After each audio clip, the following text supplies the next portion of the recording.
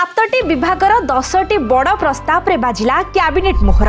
आरंभ होइब ऐतिह्य Gram Yojana.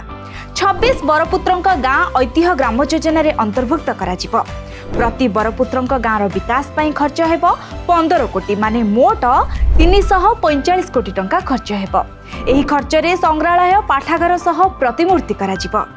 सेहीपरि smart meter पाई मध्य अंटा भिड़िछंती लोकंक सरकार। मुख्यमंत्री शक्ति विकास योजना रे स्मार्ट मीटर स्थापना कराजिब।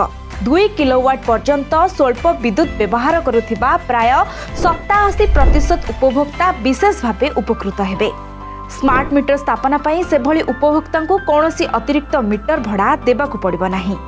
एथिसह 2,63,801 हेक्टर जमीर जलसेचन पाई व्यवस्था कराजिब।